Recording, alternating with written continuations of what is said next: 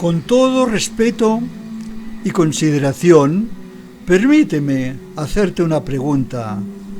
¿Debemos tener imágenes de Dios, de la Virgen María y de los santos y arrodillarnos ante ellas cuando rezamos? Aunque deberíamos decir cuando oramos. Tengamos un estudio sobre este particular. Así que tengo ante mí la Biblia sobre la mesa y vamos a buscar en la Biblia católica Nácar Colunga lo que nos dice el segundo mandamiento en Éxodo capítulo 20 versículos 4 y 5. No te harás imágenes talladas ni figuración alguna de lo que haya en lo alto de los cielos, ni de lo que haya abajo sobre la tierra, ni de lo que haya en las aguas debajo de la tierra. No te postrarás a ellas ni las adorarás. Además, en el libro de Deuteronomio, capítulo 4, versículos 15, 16 y 23, de la misma Biblia católica, leemos lo que sigue. Puesto que en el día que os habló Yahvé de en medio del fuego en Horeb, no visteis figura alguna, guardaos bien de corromperos, haciéndonos imagen alguna tallada, ni de hombre ni de mujer. Guardaos de haceros imagen esculpida de cuanto Yahvé tu Dios te ha prohibido. Hemos leído pues que Dios dice, no te harás imagen alguna, o sea que ninguna es ninguna. No te postrarás ante ellas. El Eterno no le gusta que se hagan representaciones de personas que están en el mundo espiritual, ni mucho menos que se les dé culto, porque es idolatría. Así es. No sirve argumentar que bajo el pretexto de que dichas imágenes son como si fuesen fotos de nuestros seres queridos ya difuntos y que nos gusta poderlos ver para recordarlos mejor, pero no son imágenes talladas, ni se les da culto. Además, no tenemos las fotos reales de esos seres espirituales y de los muertos de la antigüedad. La situación es bien distinta, pues a Dios nadie le ha visto jamás. Y acerca de las personas bíblicas vistas en su día, no conservamos ninguna fotografía de ellas, y cada uno se las puede imaginar como quiera, según su imaginación, por lo cual no son auténticas. Y si el interesado de la ordenanza, en este caso es Dios, nos lo prohíbe tenerlas, por algo será, porque su posesión fomenta la idolatría y al culto a los muertos. Nos dice Dios, junto con los versículos mencionados, que significa que no se debe rendir culto, ni invocar, ni venerar, ni adorar, ni rezar, ni pedir, ni darles gracias, etc. Dar gracias y pedir espiritualmente son procederes que forman parte de la adoración. A nadie, solamente al único Dios verdadero, el soberano, y en su soberanía desea que únicamente cuando nos dirijamos y nos relacionemos en el mundo espiritual, todo lo centremos en Él, pues todo lo demás es idolatría. No adores otro Dios que a mí, porque Yahvé se llama celoso, y repite 2 veces, es un Dios celoso. Leerlo, Éxodo 34, 14. O sea, que no desea a nadie más reciba adoración o veneración. Debemos ser obedientes a sus deseos. ¿O acaso vamos a intentar llevarle la contraria o a decirle lo que tiene que hacer?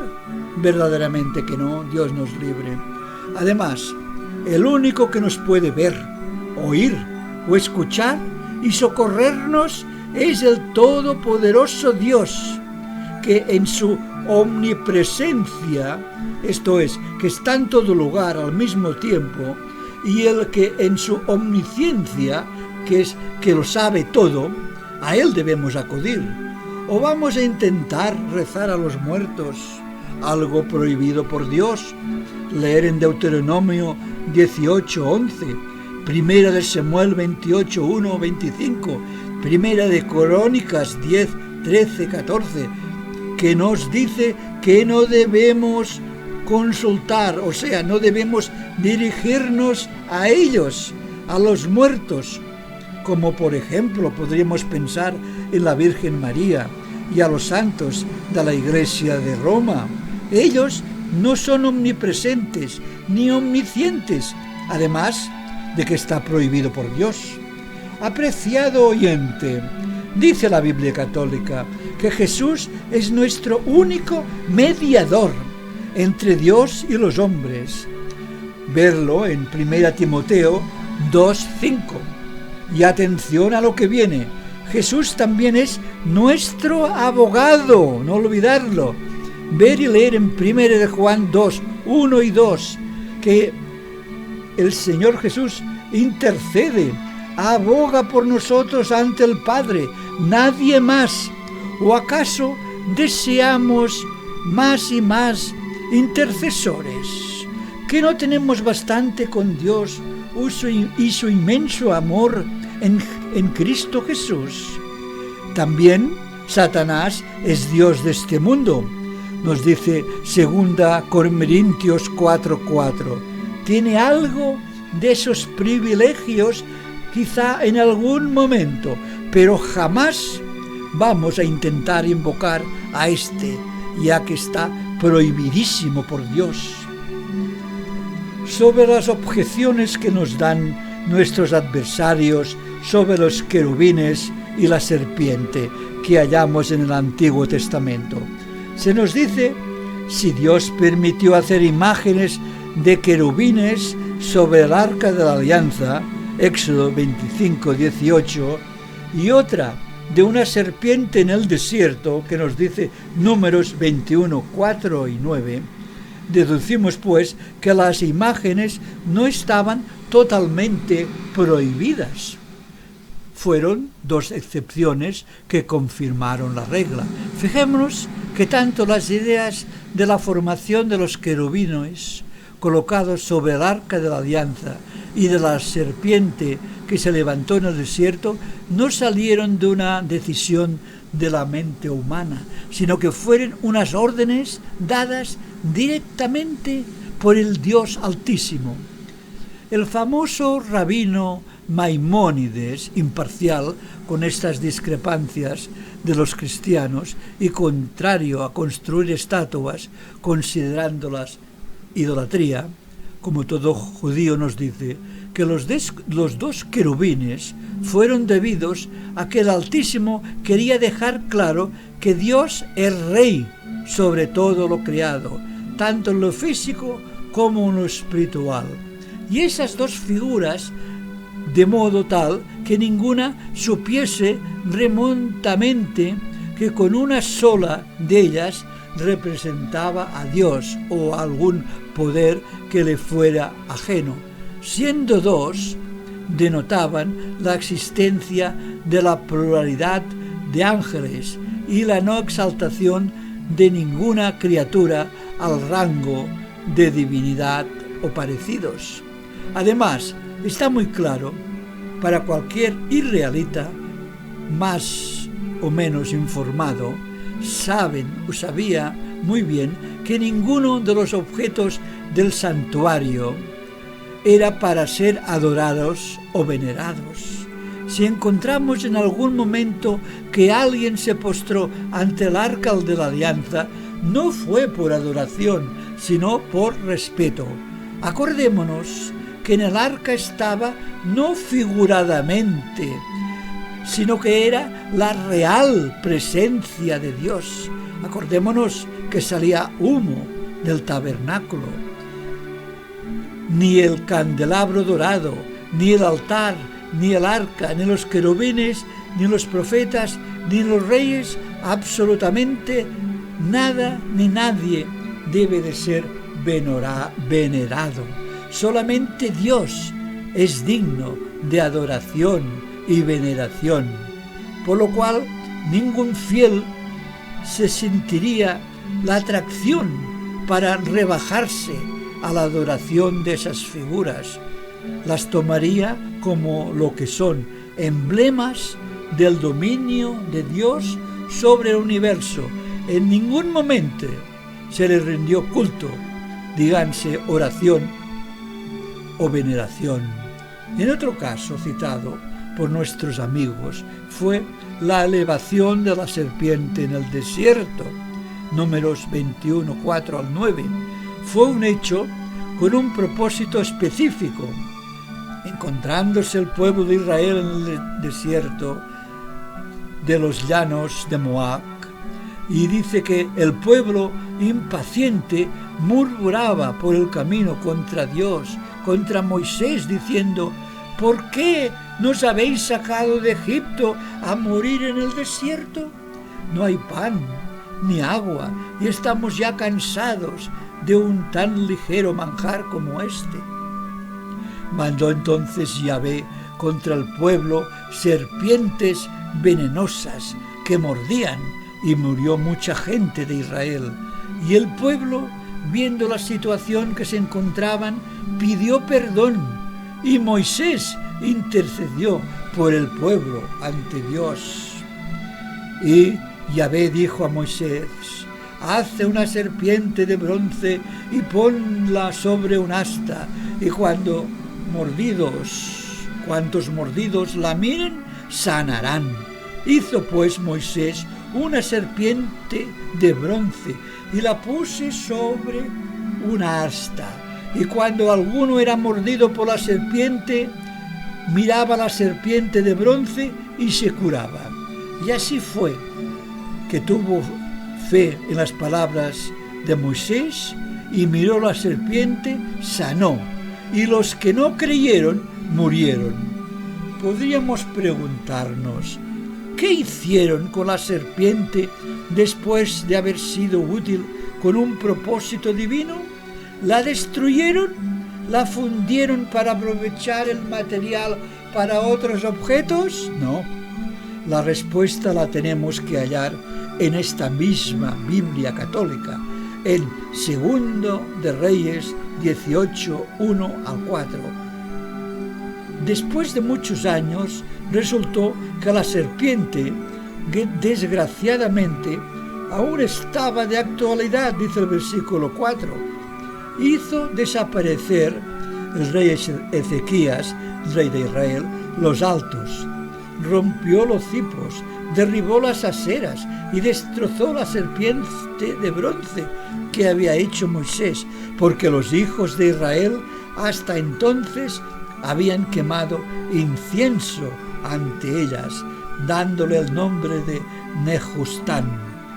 Después de haber visto el poder sanador de Yahvé, se olvidaron de él e hicieron lo prohibido, el quemar incienso como a un dios.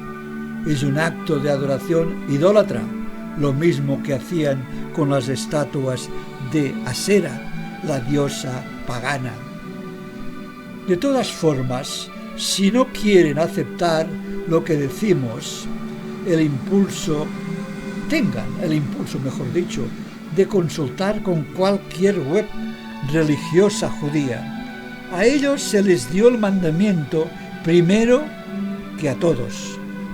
Y veamos cómo lo entendieron entonces y cómo lo siguen entendiéndolo actualmente sobre este tema. Y le responderán: porque no tienen estatuas en sus sinagogas, y podrían tener muchas, ya que en el Antiguo Testamento hay muchos líderes santos del judaísmo, como todos sabemos. Si leemos el Catecismo Romano actualmente, siguen quitando el segundo mandamiento. ¿Por qué?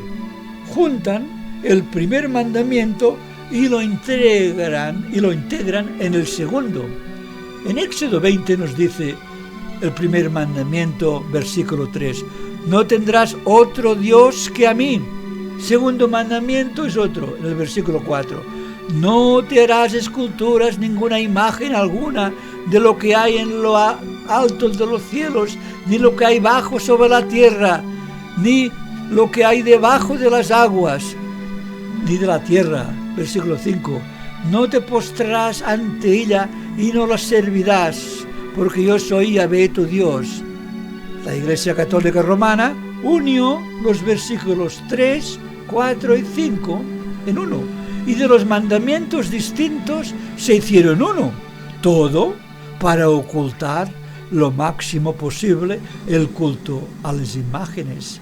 Sin embargo, siempre se han conocido los mandamientos por ser Dios, por ser 10.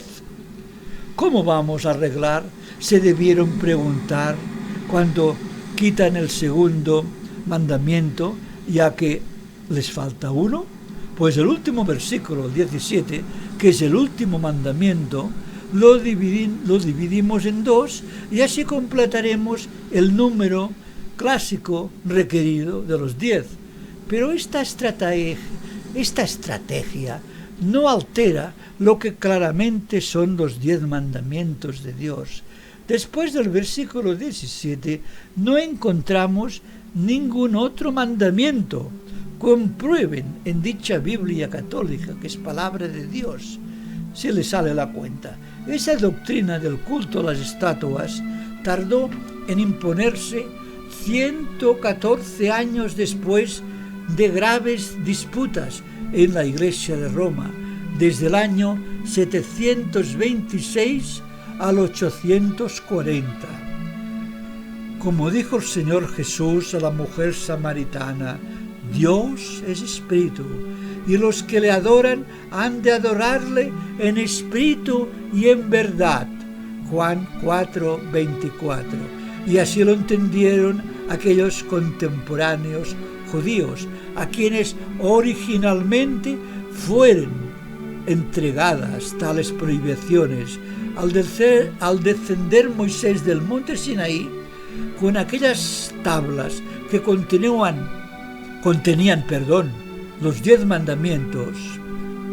Hasta el día de hoy es respetado dicho mandato por la religión judía, por el mundo musulmán y por la mitad del cristianismo.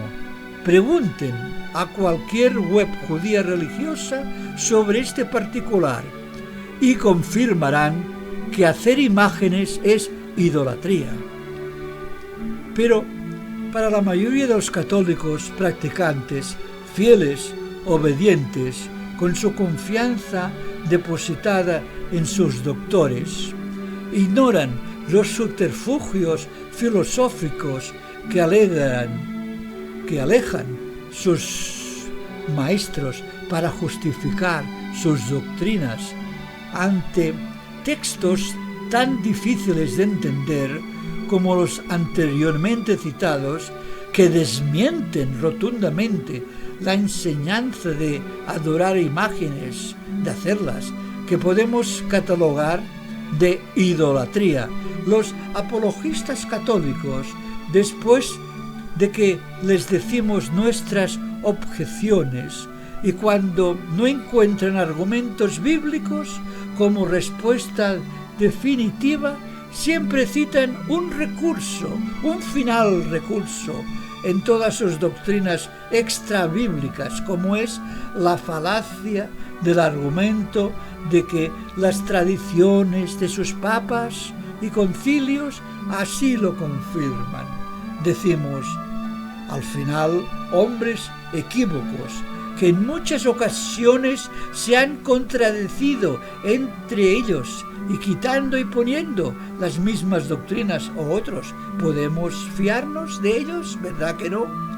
En los concilios del cuarto de Constantinopla y el segundo concilio de Nicea se enseña a adorar, venerar, que es lo mismo, son sinónimos sin ninguna duda, a imágenes de Cristo, María, los santos, reliquias, etcétera, etcétera. En caso contrario, sería anatema. y eran perseguidos si no lo creían las decisiones de esos falsos concilios.